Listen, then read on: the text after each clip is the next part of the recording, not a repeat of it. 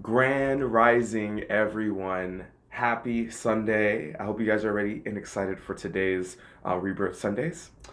Hello, my name is Hank, Rebirth Coach. I specialize in leadership and spirituality coaching. I also am very, very obsessed with spiritual awakenings and spiritual ascensions. For that matter, and because all my spiritual content is going to be exclusively here on the Mystical Illuminations channel, I want to dive deep into one of my favorite and most appreciated aspects of the spiritual awakening process, which is shadow work. As the title suggests, it's shadow work. Let's talk about it.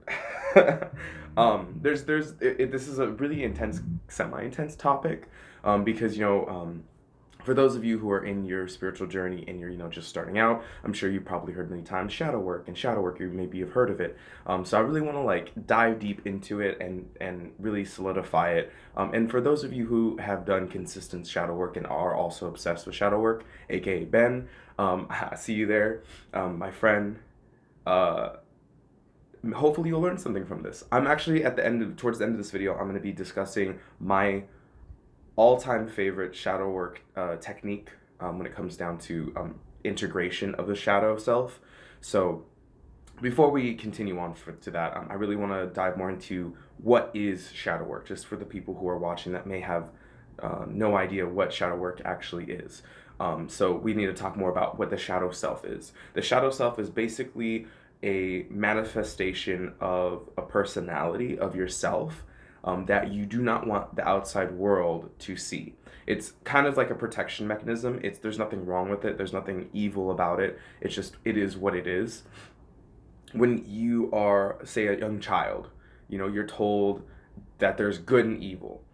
When you are a pure soul coming from, spirit, and you're now on this planet, and now you're now being told, oh, there's good and evil, it kind of messes with you because you have to kind of separate now differences in things. And sometimes you'll do things that you're told not to do, like, oh, don't eat that cookie, and then you'll go eat that cookie when you're a child.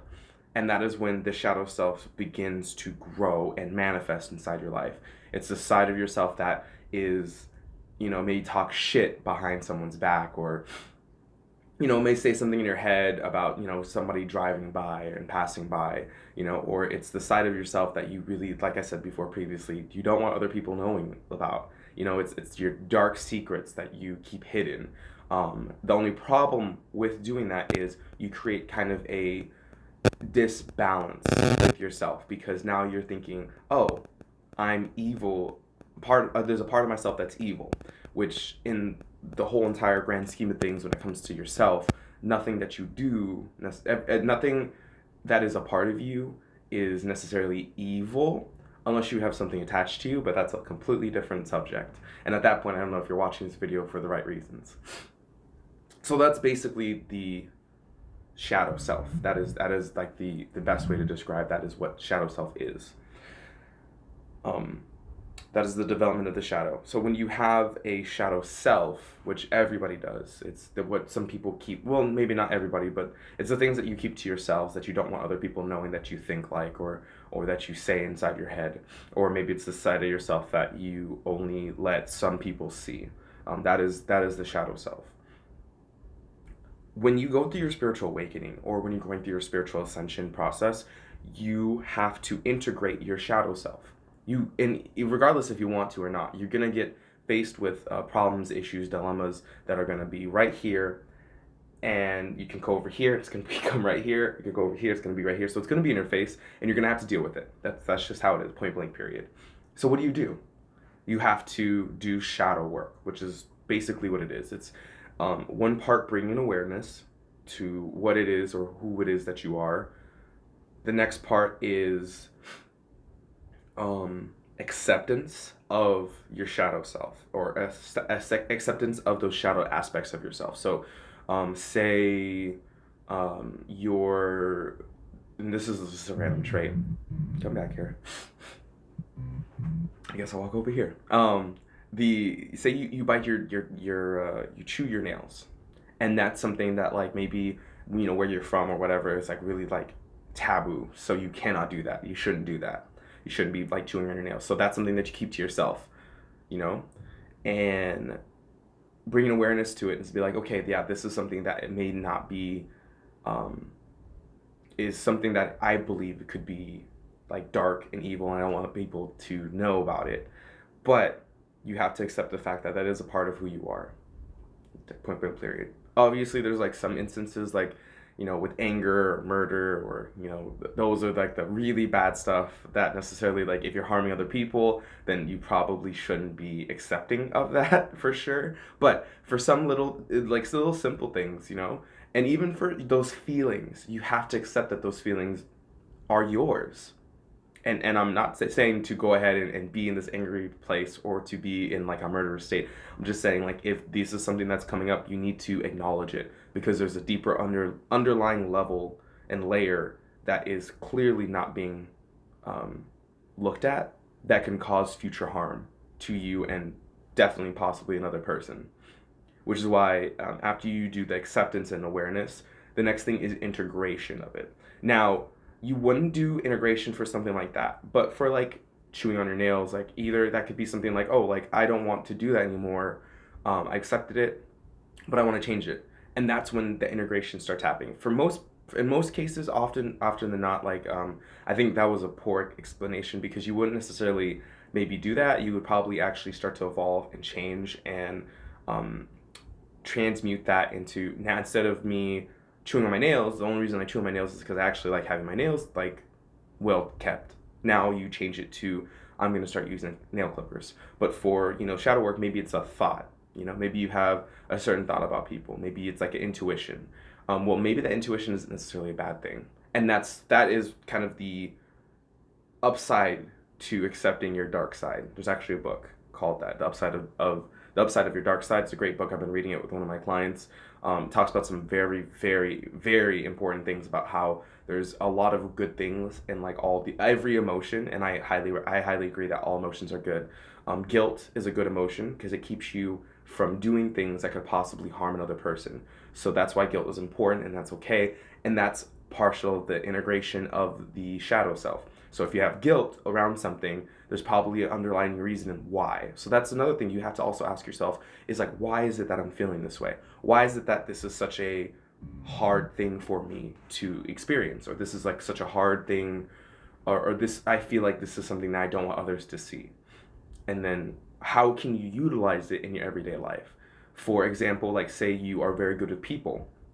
Um, that type of manipulation can definitely be used for harm, but it can also be used for good. For example, like, if you are trying to help somebody and you are very good at talking to people, and you're able to convince people to do things just from your words, which is technically speaking a superpower. But you can use that influence to help somebody. Say there's something going on, and somebody is in, you are with some friends and someone gets hurt and you have to get them out, but whatever's going on, like, you can't get them out of the place to take them to the hospital, or wherever they need to go to get healed or taken care of.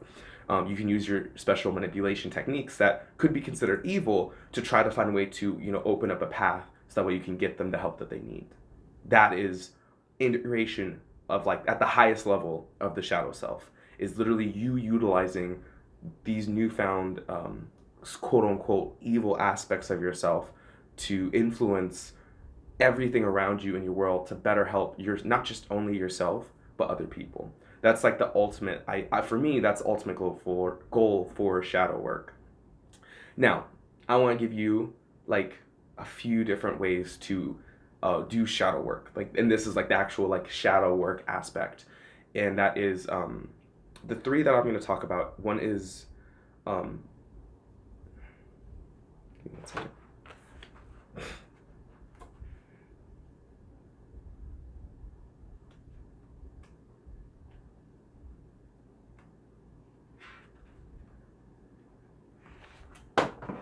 Okay, so the multiple different the multiple different ways that you can do it is, number one, which is probably the easiest one, I would have to say, is journal work.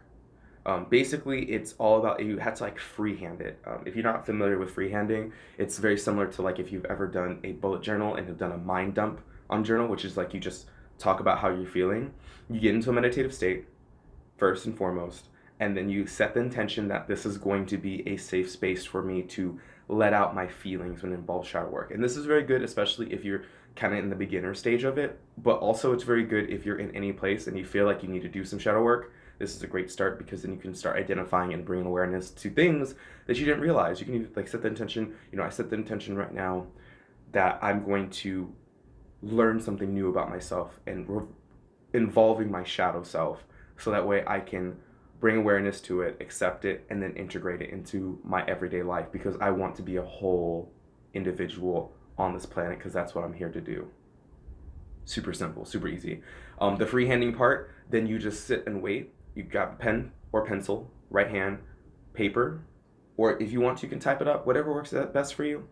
And then you just wait until you feel like called to start writing, and then you think as little as possible and you just write out how you're feeling. You will get amazing results that way from your higher self. Spirit literally will channel through that, and basically you will self-write your own message that you need to work on. The next thing that you can do is DreamWorks. I'm not very familiar with it. I've never really been able to try that, just because I haven't been working hard enough on doing and controlling my lucid dreams. I lucid dream automatically. It's just like instinctively, and so I don't really think too much about it, because I just kind of like enjoy it. So I don't try to control it, but that's something I need to work on. But you can actually use and utilize dream work and stuff to do more shadow work. Unfortunately, like I said before, I'm not very familiar with it, so I'm not going to really dive too deep into how you can do it. But there's plenty of other amazing mystical illuminations consultants and clear sight consultants that definitely may have talked about it. If not have talked about it, can definitely help assist you with it. Or you can set up a live coaching session with me, and we can discuss some ideas on how to start doing dream work, because there's plenty of techniques when it comes to controlling your lucid dreaming, and then you have complete control, and from the dreamscape you can actually go into your deeper psyche and literally pull up aspects of yourself that you always knew but never actually physically saw. It's crazy shit. Dreams are amazing. It's a great dreams in general are a great tool for all many different things. The third thing, and this is the one I'm going to really talk about the most, and which is my favorite, is I call it pitch black shadow work. So this is an invention of my own, and before you do try this, I highly, highly, highly recommend you being in a very, very stable place before doing this, because it can be very, very intense. I came up with this maybe like 8 months into my spiritual awakening process or journey, or maybe a year into it. I was doing like a lot of shadow work, a lot of shadow integration, but I was still having trouble. Like I'd get distracted if I was meditating. So I needed something that was completely, absolutely quiet. But I also want to make sure visually I couldn't deviate my eyes. So I came up with the idea to isolate myself in complete darkness and complete silence as best as I could. I did that at first by going to a bathroom, and you can also listen to music if you just need something like to like ease yourself into. That's probably like the best way to start doing into it. Like find some binaural beats. There's plenty of good binaural beats out there. I know Indie Einstein. She's a really good one that makes like really, really amazing binaural beats. She has it on what is it, SoundCloud, and there's some on YouTube. So those are some places you can check it out. Maybe I'll leave a link of her videos in the description below. And you can put those on in the background, and you just sit in complete darkness and just have the vibrations of it bounce off the walls. It's great for music in the bathroom. You turn off the lights. If you want to, you can bring your phone in. If not, I highly recommend just leaving it out and like bringing like a separate speaker in if you can with you. If not, just bring your phone in, maybe pre-download the binaural beat, and then just put your phone in airplane mode so nobody can disturb you, because you want to be as detached as possible from the outside 3D world. You're basically kind of creating your own space. Set up some protection, set up some cleanse the area as well before you do it. So do some sage, Florida water, aura spray, whatever you got, use that. And then set the intention for protection, set the intention that this is going to be for shadow work to help not only bring awareness, accept, but also integrate that aspect of yourself into it. And then you just sit there and you just meditate. Eventually, you won't be able to tell the difference between your eyes being closed and your eyes being open. And then you basically just slip more and more into a void that is you created. And then from that void, you'll be able to talk to your guides, you'll be able to talk to your angels, you'll be able to talk to your ancestors, you'll be able to talk to your higher self. I've heard voices, I've seen visions, I've like felt things, in good ways, all good things. I want to make sure I say that beforehand. There's all good things, that really like reconfirmed and like, it's at a certain point you begin to lose track of time, because you said you know you want to also set a timer, because you can also get lost. That's another thing. I would say suggest it maybe for your first time, maybe 20 minutes. Start off slow, because it can be a lot at first. 20, then 30, 40, 50, 60, 70. I think the longest I've ever done it for is like 2 hours, and that was a very, very intense integration process, but I gained so much from it. It becomes, at first, if you're not prepared, and which is why I always suggest that you need to make sure you're in a stable place. You don't want to go in there if you've been emotional. You want to be able to like give yourself like a self-care day beforehand, and then go ahead and do it. um Eventually, like, if you are nervous at first because it is completely dark and pitch black, but you're in a safe place, you just cleansed it, you just set up protection barriers, whatever you needed to do. Pray to the angels, ask angels to come and protect you while doing this process. um it slowly becomes, because it can be uncomfortable, to becoming very disturbingly comfortable. It's almost like creating a self-made womb space for you to do your work. So now I do it in a closet. I have a lot bigger of a walk-in closet where I can go in, and I have stuffed animals and like a bunch of pillows and stuff. So it's very comfy. It's very relaxing. And I just go in there and I just sit, and now I don't listen to music. Now it's just completely pitch black, complete darkness. I also, another recommendation, if you do it in the closet, you might want to put up like a sheet over the door, or like a blanket to cover up any type of light. If it's in the bathroom, you do the same thing. You put a towel underneath the door, just in case the light comes in. And then if you have any roommates, or anybody that's living with you, make sure you let them know, hey, I'm gonna be in here for like an hour, so just please don't knock on the door unless it's like an emergency, because I just need to do this. And then, yeah, that's it. You just sit in complete pitch darkness, in complete silence, and listen to your heart, and listen to the voice of God. And that's it. That is like my favorite thing, and all about the pitch black shadow work, and just shadow work in general. So in the comments, let me know what are some ideas and some tactics that you do, and some tricks for your shadow work process and your shadow work integration. I would love to hear it, because that's what we're all about: sharing and becoming a stronger and higher vibrational community. Thank you so much for watching. I really appreciate it. Much love to all you guys who watch it. If you would like to join the Mystical Illuminations Discord, you should definitely do it. I'll also probably leave a link in the description for that as well. I should probably actually write those things down. I actually just recently created like a kind of like a sub Discord thingy. I don't know what they're called, like a sub channel in the Mystical Illuminations section. It's the Rebirth Coaching Accountability, and you can go in there and just talk about different things. I try my best to be as active as possible, talking to people, but this is supposed to be a place for us all to come together and discuss what we're working on, and like maybe come up with ideas on how to better help the collective and raise the vibration. Because even though, I mean, it's like what Arch Mike says all the time, like, even though we have been doing the work, the collective still failed, and because it's a group project, we also have failed. So we got to do our best to kind of subsidize the other people, so we can make sure we don't go and continue on this sad vicious circle that has been going on. But I mean, things are always changing. Anyway, I love you all so much, and I guess getting done. I hope you all have a wonderful time.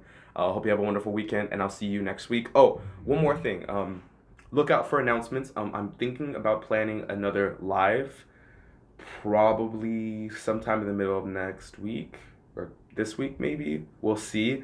Just stick to my IG. Message me on the Discord. Comment down here, and yeah, we'll talk more about it later. Anyway, as always, I hope you have a wonderful, amazing week, and take care.